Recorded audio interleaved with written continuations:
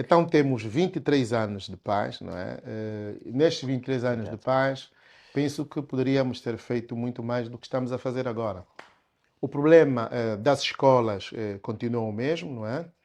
Nós não temos escolas suficientes, temos cerca de 5 milhões de crianças fora do sistema de ensino, são dados recebidos por aqueles que trabalham nestas matérias. 5 Embora o milhões, MEI avança com cerca de 9, não é? sim, o MEI avança com cerca de 9 9, sim, milhões sim. de Eh, crianças. o INE tem dados 5 milhões, há aí dados que estão entre os 5 milhões. Eu não, o MEIA, o Francisco, trabalha muito com estas matérias, respeitamos aquilo que é o trabalho do Francisco, aliás, faz muito bem aquilo que ele tem apresentado, mas nós temos então cerca de 5 milhões fora do sistema de ensino. Nós continuamos a ter faltas de escola, continuamos a ter escolas que não têm, portanto, condições de carteiras, não têm condições de saneamento. Os professores, quando vão, portanto, para as necessidades, continuam a encontrar-se com os alunos. Nós continuamos a ter escolas que não têm eletricidade, mas há aqui um problema que poderíamos resolver, essa Assembleia e os nossos internautas, e aliás, nós temos feito várias propostas nesta matéria. Está aqui o nosso amigo que vem do Ghana, e a experiência que os outros países têm, desde o Ghana, Lesoto e outros países africanos, fazem uma coisa muito interessante, Sassembele, para acabarmos com o problema da falta de escolas, que é, nós não precisamos de construir, por exemplo, nos nossos bairros. Temos a cidade e temos a periferia. Nos nossos bairros, não precisamos de construir escolas com blocos. Construímos com adobes. Por exemplo, lá onde temos adobe, construímos com adobes. Depois já vou dar a palavra. Nas nossas aldeias, onde temos casas de adobe e cobertas com capim, fazemos exatamente a mesma coisa. As carteiras podem ser de troncos planados. E aí utilizamos os quadros apenas. Quem viaja um bocadinho por África, percebe o que eu estou a dizer. Nós não vamos encontrar nas periferias dos países africanos escolas que se encontram nas grandes cidades. Mas aí não se Não coloca tinha que a vê-la. questão da desigualdade Nós não, também. não, não, não. O problema não é a escola, não é a estrutura. O problema é o que se aprende na escola, não é? Sim, mas E nós podemos as boas tirar. condições também influenciam na Sim, qualidade do próprio sim, ensino. as boas condições influenciam, mas o problema é que o governo diz que não tem possibilidades de construir escolas em todo o país com a velocidade que se necessita. E por isso, todos os anos aumentam a quantidade de crianças fora do sistema de ensino. Para nós diminuirmos isto, ao invés de alocarmos verbas, por exemplo, 10, 20, 25, 30 milhões para uma aldeia onde as pessoas vivem em casas de adobe, nós, com 2 milhões de kwanzas, conseguimos fazer uma escola na aldeia. Sem que seja uma escola igual a que se construiu numa província ou então num município. São coisas diferentes. É só fazer o estudo. Um dos grandes problemas que nós temos tido, e só vou aqui na questão da infraestrutura, é rápido para lhe passar a palavra, é que nós queremos fazer as mesmas coisas numa província, num município e na aldeia, do ponto de vista de infraestruturas.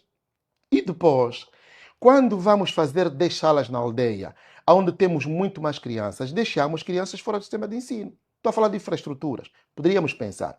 Falo das condições próprias das escolas. Os professores, muitos deles, não aceitam ir em zonas longínquas. Por quê? Porque até hoje nós continuamos a receber, pelo menos eu continuo a receber, Uhum. nos meus meios de comunicação pessoais, no Facebook e outros, reclamações de professores que foram para zonas longínquas e continuam a não ter o subsídio. A gente comunica com o Ministério e o Ministério não responde. Diz que se deu o subsídio e o Ministério culpa a administração municipal. A administração municipal diz que não recebeu a verba. Estou a falar dos professores. Uhum. Podíamos resolver esse problema. Falando das crianças, nós não temos merenda escolar. Qualquer pessoa que ande um bocadinho por África, pelos países que fazem mais investimento, vamos aqui a Namíbia ao lado, as crianças têm a merenda escolar, comem na escola. E depois fica aqui uma ideia muito interessante, que é, quando as crianças estão, quando o país se encontra na pobreza em que nós nos encontramos, as crianças vão à escola, muitas vezes, não porque vão para aprender, mas porque vão para comer. E aí junta-se uma coisa a outra. A pessoa veio para comer na escola, mas depois sabe que tem que aprender. Então a criança fica na escola. E nós estamos a perder, já lhe passo a palavra, estamos a perder uma fase muito importante que é portanto, a aprendizagem na infância. A criança tem um nível de desenvolvimento do seu cérebro, do ponto de vista intelectual, que é até os 5 anos. E a maior parte das crianças que estão fora do sistema de ensino e que nós não conseguimos segurar, muitas delas têm 7, 8, 9 anos. Portanto, estamos a perder uma fase muito importante. Tudo isto, como é que se resolve? Tudo isso resolve-se com maior investimento. Os acordos que existem da Unesco é que nós, pelo menos, gastemos 15% do nosso orçamento para a educação. E a atual cota não. Nós estamos a gastar 6. Nós estamos a gastar 6. Mas o problema não é gastar. Nós estamos a gastar 6. O problema é da execução. É que, dados do Expansão e do Novo Jornal, neste momento, por exemplo, o Ministério, as Forças Armadas de Segurança já executaram, no primeiro semestre, executaram 79%, a educação executou 26%. Não é possível, ou seja, se nós temos X para gastar e executamos muito pouco, nós não conseguimos atingir as metas. E as explicações desta... A última que eu gostaria de fazer referência é o facto dos livros que vamos falar. O ano passado o presidente prometeu, penso, 40 ou 48 milhões de livros que até hoje não chegaram. Nós temos força de segurança, temos as Forças Armadas, podíamos fazer um maior controle. Não ponham as Forças Armadas, E mas falando temos dos força de livros, a segurança. Ministra da Educação foi questionada sobre possíveis erros, portanto, e teve a reação que teve e gerou muita polémica também, não é? Aí a ministra teve mal. A ministra teve mal. Mas há de facto muitos erros em alguns manuais. Os manuais têm alguns erros. Não têm muitos erros, não é? Não é tudo erro, né? Mas existem erros que deviam ser corrigidos. Mas aqui depois há uma ideia que para mim parece que devemos sobre ela fazer um debate nacional. Sobre a ministra? Não é sobre a ministra. É como é que nós continuamos a imprimir livros, 50 milhões, 30 milhões de livros, fora do nosso país, quando nós aqui temos a capacidade instalada. Temos, por exemplo, uma SOPO, passo a publicidade, que é uma SOPO, que pode fazer publicação, que pode fazer edição de livros nossos aqui. Temos passo a publicidade da Damer, temos tantas outras editoras. E também gráficas que podiam fazer. As gráficas e estas têm capacidade. Não é? Pois, mas se não temos capacidade, criamos a capacidade. E aqui mesmo para lhe passar a palavra é uma coisa sobre a qual muitas vezes temos feito o debate, aliás, várias vezes falamos sobre isso, nós continuamos a não produzir papel. Como é que nós vamos ter um país com capacidade para o livro e a leitura, incentivar a leitura, se não já tivemos uma grande fábrica. A celulose em Bengala, que produzia muito papel. Exatamente. É verdade. E continuamos a não produzir papel. Está aos escombros hoje. Portanto, são os problemas da educação, penso que conseguimos resolvê-los com vontade política. Muito bem. Doutor Bartolomeu, a sua visão sobre os desafios no setor da educação, ao olhar para a abertura do novo ano letivo? Bom, portanto, não há muito que esperar. Temos de ser realistas e eu às vezes gosto de sair do pedestal e pôr os pés no solo e perceber que, do ponto de vista estrutural, do ponto de vista, digamos, das premissas que devem nos assegurar que de facto haverá um volte-face, uma reviravolta. Mas sim, continuamos como sempre estivemos. Nós, pelo menos no ano anterior, que o ano letivo anterior, não ouvimos falar que, olha, a ministra apresentou dados, olha, foram construídas ou preparadas X mil escolas, vão entrar em funcionamento, X mil novos professores vão entrar em funcionamento, temos neste momento em estoque X mil manuais para ser distribuídos, temos, tanto do ponto de vista de previsão, verbas para assegurar merendas a X mil escolas.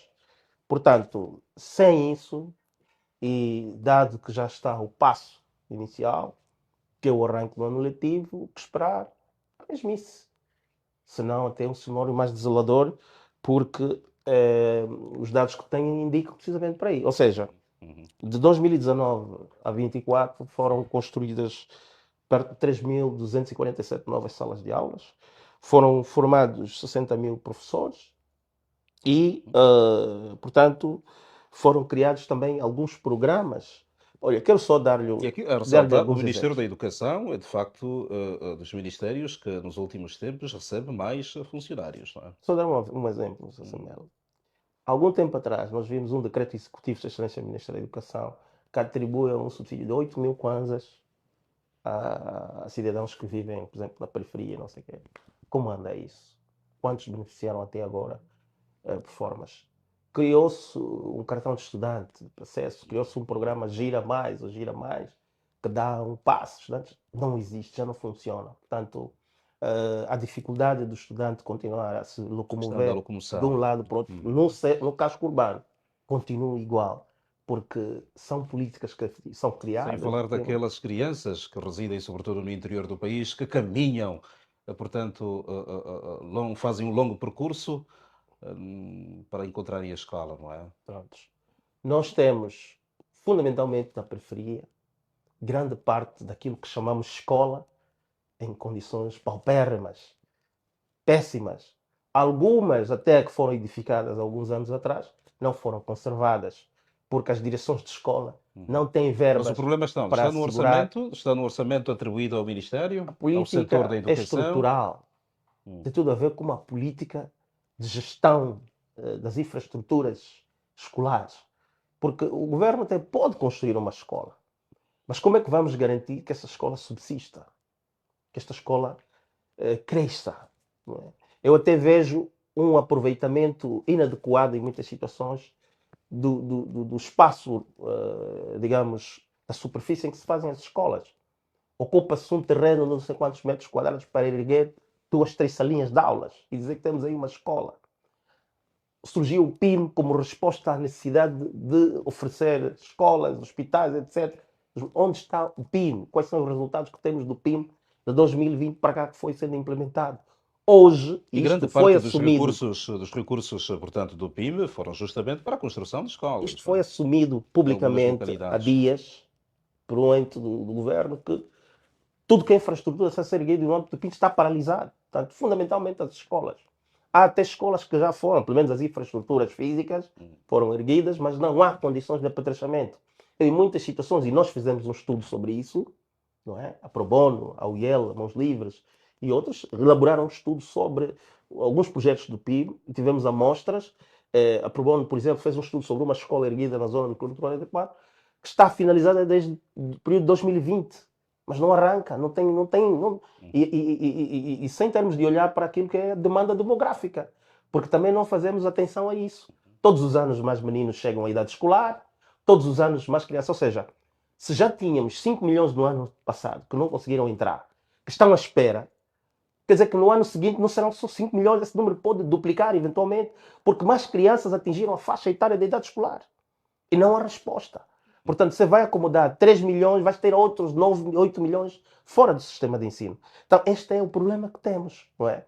Que requer uma abordagem institucional prioritária do ponto de vista daquilo que são as políticas do Estado, mas que não tem merecido a atenção Muito bem. devida. Uhum. A desculpa em muitas situações é que não temos meios, não temos recursos, não. Eu acho que a uma dada altura cheguei à conclusão que o nosso problema não é falta de dinheiro. O nosso problema é falta de interesse e visão política para aquilo que é o problema O real. país tem dinheiro, afinal. Temos dinheiro. E é só olhar para aquilo que acontece de um dia para o outro e há dinheiro à mão de semear para resolver um problema. Portanto, a questão da educação é um problema emergencial. Não é? Muito bem. Se quisermos ter um país para frente, nós temos que olhar para a educação de forma muito séria e responsável. E Uhum. apostar, mas Muito bem. Doutor Paquito, para terminarmos com este tema, estas dificuldades todas beliscam, sem sombra de dúvidas, a questão da qualidade do próprio ensino. Não há como termos qualidade, né? Não há como termos qualidade quando os professores não são capazes de terminar os seus programas, não terem condições de estudo, não terem condições, inclusive, de alojamento quando estão na periferia. Mas Cecebel, a questão da educação é tão estrutural que foi pensada, inclusive, pelos filósofos clássicos, né? Platão, na sua República, diz que uma sociedade só se desenvolve quando tem educação. E nós, esse problema, se a gente não sentar e dizermos assim, perguntarmos qual é o tipo de educação que nós queremos, como é que nós vamos estruturar isso, nós não vamos conseguir. Aqui tem havido um problema referido pelo meu colega Milton, que é, eu não acredito que uma escola, que nós tivéssemos tanta gente fora do sistema de ensino, porque a escola não leva 9 meses a ser construída. E a estatística da análise que a gente faz aqui é de facto que se nós tivéssemos vontade, nós conseguiríamos